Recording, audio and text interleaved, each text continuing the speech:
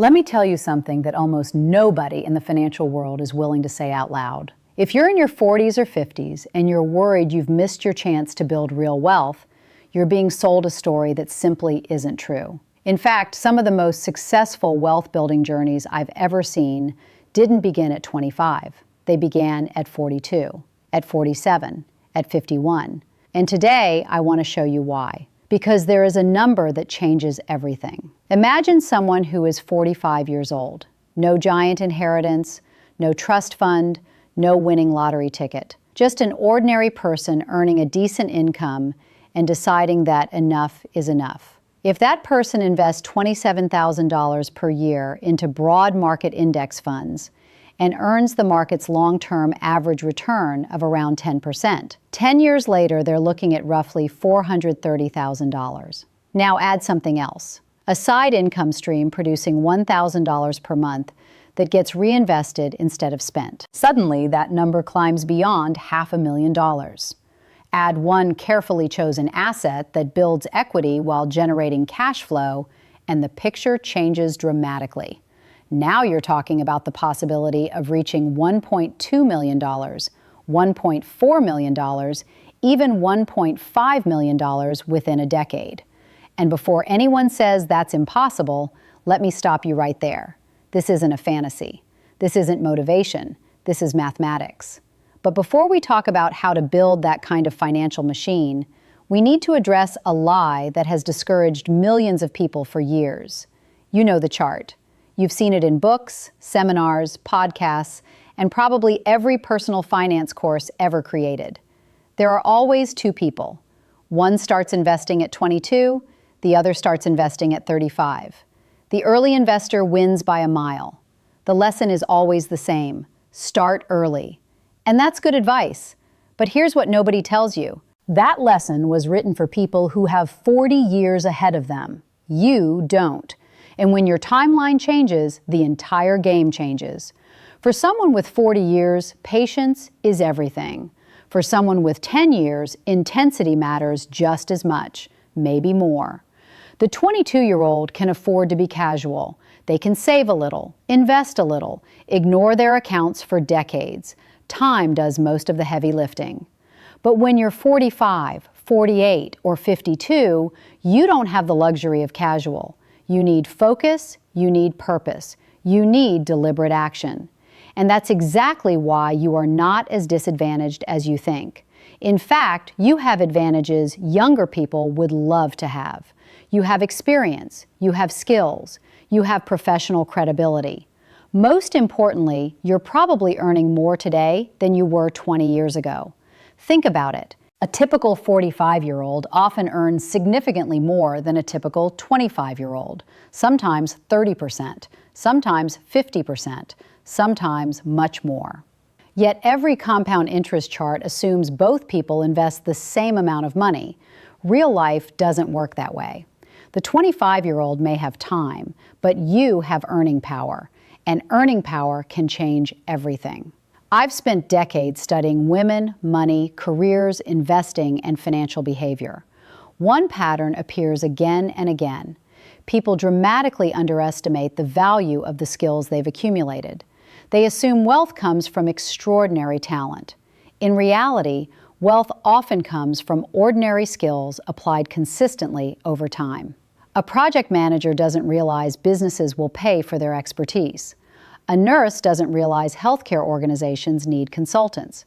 A teacher doesn't realize parents are willing to invest heavily in specialized education support. A manufacturing manager doesn't realize local companies desperately need operational guidance. The skills you've spent decades building aren't just career tools, they're financial assets. And once you begin seeing them that way, your entire outlook changes. Let me show you what I mean. Picture a household earning $90,000 annually. Not rich, not struggling, simply middle class. If that household increases its savings rate to 30%, approximately $27,000 starts flowing into investments every year. Left alone, that produces meaningful results. But here's where most people stop thinking. They focus entirely on cutting expenses. They treat budgeting like punishment. Every financial article tells them to stop buying coffee, stop eating out, stop enjoying life. No wonder people hate budgeting. Nobody wants a life built around deprivation. What if we approached it differently? What if, instead of asking, "What can I cut?" we asked, "How much wealth can I create?" That's a completely different question. One creates scarcity, the other creates opportunity.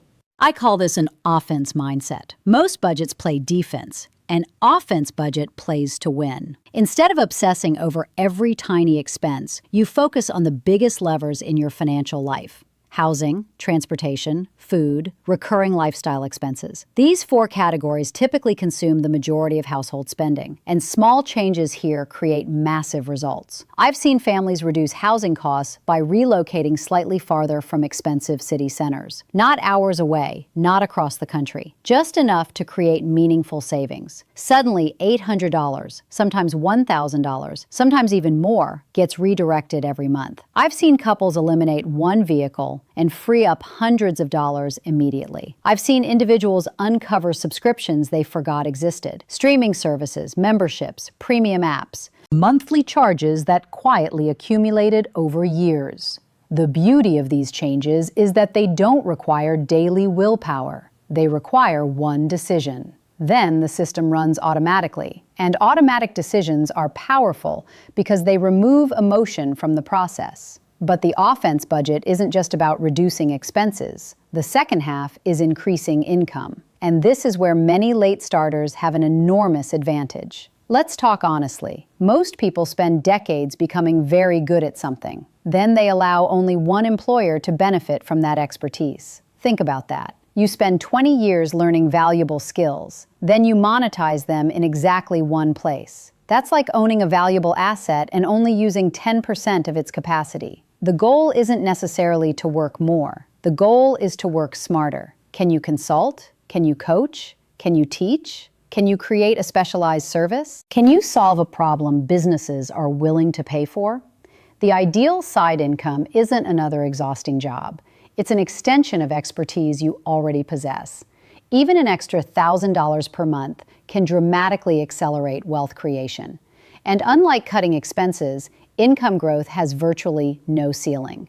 That's why some of the most successful financial transformations I've witnessed came from people who focused on increasing value rather than merely reducing spending. One school teacher I studied earned just over $100,000 annually. She wasn't famous. She wasn't running a giant business. She simply decided to become intentional. She increased her savings rate. She developed a tutoring and curriculum consulting practice. She invested consistently. Nothing flashy, nothing exciting, just disciplined action repeated over time. 10 years later, her financial life looked completely different. Not because she got lucky, because she built systems. And systems outperform motivation every single time. Motivation comes and goes, systems stay. That's why the first pillar of wealth isn't investing, it's structure. It's building a life where good financial decisions happen automatically. Because once you remove the need for constant discipline, everything becomes easier. You don't need to wake up inspired every morning. You just need a system that keeps moving forward, even on days when you're tired. And that brings us to something most people never learn. The order in which you invest matters almost as much as the amount you invest. I've watched people work incredibly hard, save diligently, and still leave tens of thousands of dollars on the table simply because they put money in the wrong place first. The financial world loves making things complicated, but this part is surprisingly simple. First, capture every dollar of employer matching contributions available to you. Every dollar. If your company offers matching money and you're not taking advantage of it, you're effectively turning down free compensation. And that's money you'll never recover later. Second, build a proper emergency fund. Not because it's exciting, because life happens.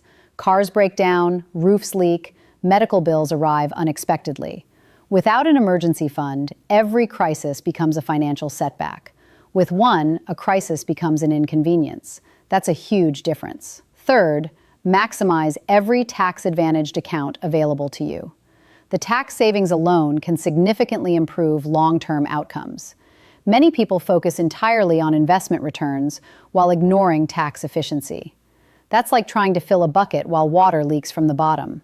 Taxes matter, and smart tax planning compounds right alongside your investments. Only after those foundations are in place should additional money flow into taxable investment accounts. When the sequence is correct, every dollar works harder. And when every dollar works harder, the timeline shortens. That's how ordinary people create extraordinary outcomes. Not through magic, not through secret stock picks, not through chasing trends. Through structure, through sequencing, through consistency, and through understanding that wealth isn't built by making one brilliant decision. It's built by making hundreds of good decisions repeatedly. The first step isn't becoming rich. The first step is becoming organized, because organized money grows, disorganized money disappears. And once you've built that foundation, you're finally ready for the next pillar, investing itself. Now, let's talk about investing. And I need to tell you something that may disappoint people who spend their weekends watching stock market videos. The greatest wealth-building strategy is usually the least exciting one. The financial industry makes billions of dollars convincing people that complexity equals intelligence. You're told you need special strategies, advanced techniques, sophisticated products, secret opportunities. The reality is far less glamorous. The overwhelming evidence shows that simple, diversified, low-cost investing consistently beats most complicated approaches over long periods of time. That's not exciting, but it is powerful. The truth is that most investors don't fail because they picked the wrong fund. They fail because they picked the wrong behavior. Let me explain. Imagine two investors. The first earns an average return of 10% annually, but panics every time the market crashes. The second earns 8% annually, but remains calm, stays invested, and continues contributing during downturns. Over 10 years, the second investor often ends up ahead. Why? Because investing success isn't just about returns, it's about consistency. And consistency is a behavioral skill. At some point during your journey, the market will fall. Not might, will. Maybe 20%, maybe 30%, possibly more. When that day comes, every headline will scream disaster. Every expert on television will predict catastrophe. Every instinct in your body will tell you to protect yourself. And that's precisely when discipline matters most. I've watched investors destroy years of progress because they couldn't tolerate temporary discomfort. The market fell, they sold. Then they waited for certainty. The problem is certainty never arrives. By the time people feel comfortable again, the recovery has already happened. The wealthiest long-term investors understand something important. Market downturns are not interruptions to the process. They are part of the process. When prices fall, future returns improve. When investments become cheaper, opportunities increase. That doesn't make declines enjoyable, but it does make them useful. One of the most important decisions you'll ever make is determining your response before the crisis arrives. Not during, before. Because emotional decisions rarely produce financial success. Write it down if you need to. When the market drops 30%, what will you do? Will you continue investing?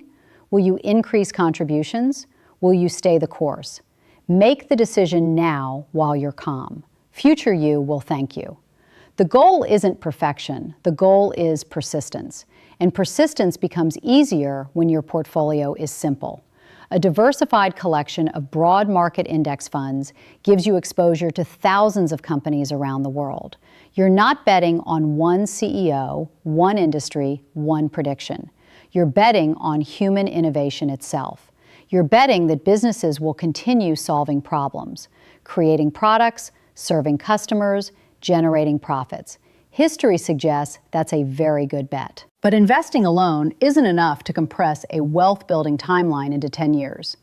To do that, we need something else. Something that can potentially accelerate results beyond traditional market returns. This brings us to Pillar 3, the asymmetric asset. Now, that sounds complicated, but the idea is simple. An asymmetric asset is something that has the potential to create results beyond what a standard investment account might produce. For many people, real estate fills that role. Not because it's perfect, not because it's risk-free, but because it combines several wealth-building forces at once: cash flow, equity growth, potential appreciation, tax advantages, leverage, all working together. But I want to be realistic here. Real estate is not a magical solution. Interest rates matter, property prices matter, local market conditions matter, and not every deal is a good deal. One of the biggest mistakes people make is assuming every property automatically creates wealth. That's simply not true. A bad property can become an expensive headache. A good property can become a powerful financial engine. The difference is understanding the numbers. Not the emotions, the numbers. Can the rent support the expenses? Does the property generate positive cash flow? Is there room for long-term appreciation? What are maintenance costs likely to be? Successful investors ask questions. Unsuccessful investors chase excitement, and excitement is expensive. One strategy that has transformed many financial lives is house hacking. It's not glamorous, but it works. Imagine owning a duplex. You live in one unit, a tenant lives in the other. Their rent offsets a significant portion of your housing expense. Instead of paying entirely out of pocket, you're sharing the cost of ownership. Suddenly, hundreds, sometimes thousands of dollars become available for investing, and that creates a remarkable chain reaction. The money you save gets invested. The investments grow. The property builds equity. The mortgage balance declines. Multiple wealth-building mechanisms begin operating simultaneously. That's what makes asymmetric assets powerful. They create leverage across multiple dimensions.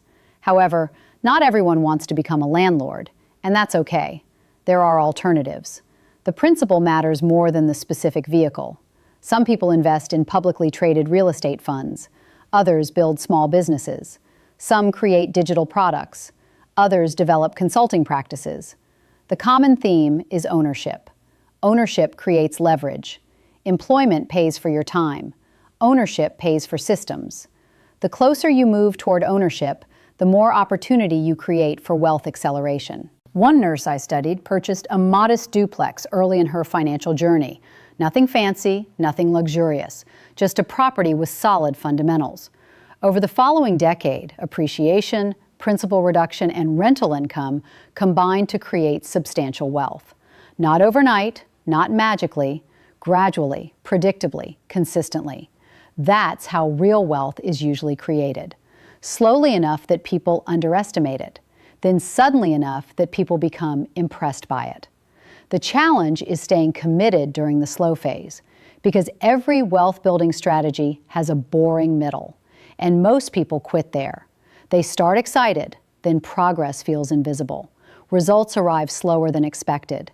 Doubt appears, patience disappears, and they abandon the plan just before momentum arrives. The people who win understand something crucial. The boring middle is where fortunes are built. Not the exciting beginning, not the triumphant ending, the middle. The years when nobody notices. The years when nothing feels dramatic. The years when discipline quietly compounds. That's where transformation happens. And speaking of protecting transformation, we need to discuss something most people avoid entirely: protection. Pillar 4. I know. Insurance, estate planning, legal documents. Not exactly thrilling conversation. But here's what experience has taught me. Building wealth is only half the job. Protecting wealth is the other half. You can spend years creating financial momentum. Then one unexpected event can threaten everything. An illness, a disability, a lawsuit, a family crisis. Life has a way of introducing surprises, some pleasant, some painful. The people who successfully navigate those surprises aren't necessarily luckier, they're prepared. One of the greatest misconceptions about financial planning is that insurance is an expense. Properly viewed, insurance is protection for future opportunity. Think about it this way. Imagine spending 8 years building a portfolio, making sacrifices, creating side income, investing consistently, then losing your ability to work unexpectedly. Without protection, everything changes. With protection, the plan survives. And that's the point. The goal isn't eliminating risk. The goal is preventing risk from becoming catastrophe. For anyone supporting family members, adequate life insurance matters. For anyone relying on earned income, disability protection matters. For everyone, basic estate planning matters. A will, healthcare directives, powers of attorney. These documents aren't exciting, but they provide clarity during moments when clarity matters most. The wealthiest people I've observed aren't reckless. They're intentional. They understand that avoiding catastrophic loss is often more important than chasing extraordinary gain. Think of your financial life as a machine. You've spent years building it. The last thing you want is a single preventable event destroying it. Protect the machine. Then let it run. Now let's move to the final pillar. And honestly, this may surprise you, because it has nothing to do with investments, nothing to do with real estate, nothing to do with tax strategies. It has everything to do with people. Pillar 5 is accountability. Human beings are social creatures. We like to imagine ourselves as fiercely independent, but research repeatedly shows something different. People perform better when someone else is paying attention. Athletes have coaches, businesses have boards, students have teachers. Even elite performers rely on accountability structures. Why should financial goals be different? They're not. One of the most common reasons people fail financially isn't lack of knowledge, it's lack of consistency. They know what to do, they simply stop doing it. Life gets busy, motivation fades, unexpected expenses appear. Goals become blurry. Without accountability, it's easy to drift. And drift is dangerous because it happens quietly. Nobody wakes up and decides to abandon their future. They simply postpone action repeatedly until years disappear. That's why accountability matters.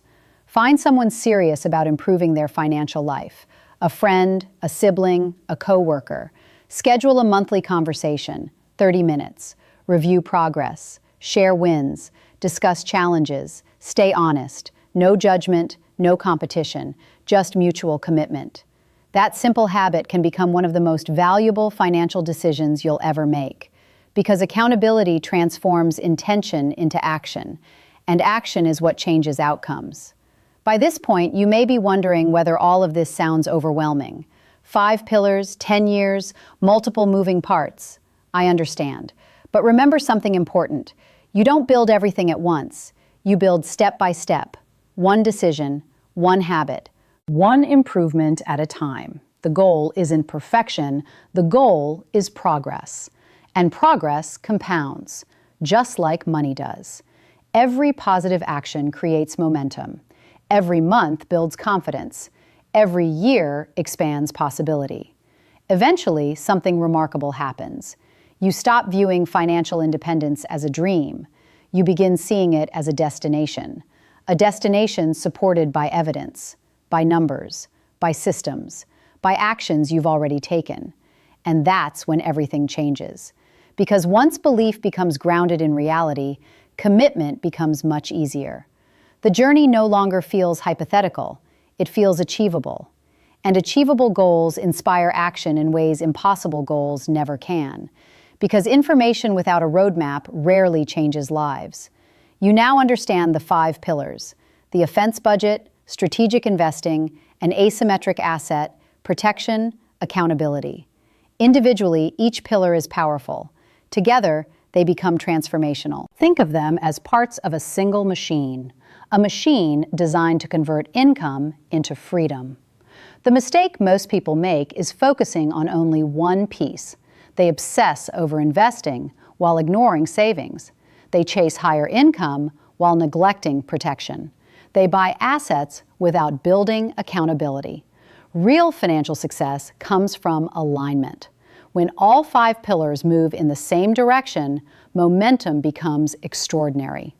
Year 1 is not about becoming wealthy. Year 1 is about building infrastructure. This is where you redesign your financial life. You automate contributions. You capture employer matches. You build an emergency fund. You reduce major expenses where possible. You identify opportunities for income expansion. You establish protection. At the end of year 1, your portfolio may not look dramatically different. That's okay. The goal isn't impressive numbers. The goal is creating a system that works without constant effort. Think about constructing a house. Nobody admires the foundation. People admire the finished home. But without the foundation, nothing lasts. Year 1 is your foundation. Years 2 and 3 are where momentum begins. This is when many people experience their first breakthrough. The side income starts generating results. Savings rates improve. Investment balances begin climbing. You start noticing progress. But these years also contain danger. Not financial danger, psychological danger. Because this is where impatience often appears. People look at their accounts and think, I expected more. They compare themselves to someone else. They question the strategy. They become distracted by shortcuts. This is where accountability matters most, because the temptation to quit is strongest before the rewards become obvious. Every meaningful transformation has a period where effort exceeds visible results. Financial success is no exception. Stay focused. Trust the process. Years 4 through 7 are where things become genuinely exciting. Compounding begins revealing itself. For the first time, your investments start doing meaningful work. You may notice months where portfolio growth rivals or exceeds your contributions. That feeling is unforgettable, because it's the moment you realize your money has started working alongside you. Instead of depending entirely on earned income, you now have financial assets generating growth. That's a major shift. And psychologically, it changes everything. You begin feeling less trapped, less dependent, more in control. The future stops feeling uncertain. It starts feeling planned. I remember hearing about a manufacturing manager who described this moment perfectly. For years, he had been following a disciplined strategy. Nothing dramatic, just steady execution. Then one day, he reviewed his net worth statement. The number staring back at him was larger than he ever imagined possible. Not because of luck, not because of a windfall, because of years of consistent action. He said that was the moment disbelief became belief. And that's powerful, because once belief arrives, discipline becomes easier. You're no longer hoping the plan works, you're watching it work. Years 8 through 10 represent the final approach. At this stage, the conversation changes. You're no longer asking whether financial independence is possible, you're asking what life will look like when you get there. Your focus gradually shifts from accumulation to preservation. Risk management becomes more important. Asset allocation becomes more conservative. You begin stress testing your retirement assumptions. You calculate expenses. You review healthcare plans. You evaluate future income sources. The plan becomes increasingly tangible. Instead of imagining freedom, you're preparing for it. And eventually, you arrive. Not because someone handed you an opportunity, not because you discovered a secret, not because you got lucky. Because you built a machine and allowed time to do its work. Now let's discuss the number itself. How much is enough? That's one of the most common questions people ask. The answer depends on your lifestyle, your goals, your family situation, and your desired level of flexibility. But there's a useful framework, the 4% rule. The basic idea is straightforward. For every $1 million invested, you can potentially generate approximately $40,000 annually in sustainable withdrawals. That means a $1 million portfolio may support roughly $40,000 annually. A $1.5 million portfolio may support around $60,000 annually. $2 million may support approximately $80,000 annually, and so on. Freedom is. And freedom is built one decision at a time. So before you leave, ask yourself one final question. What would happen if I actually committed? Not hoped, not wished, committed. What would happen if I spent the next 10 years intentionally building my future? What would my life look like? What opportunities would become available? What worries would disappear? What dreams would suddenly feel realistic? The answer may be bigger than you think. The opportunity is still here. The timeline is still available. The future is still waiting. But the clock is moving. Start now. Build the machine. Trust the process. Stay consistent. Protect what you build. And 10 years from today, you may look back on this moment as the day everything changed. That is all the wisdom I have for you today. Use it wisely.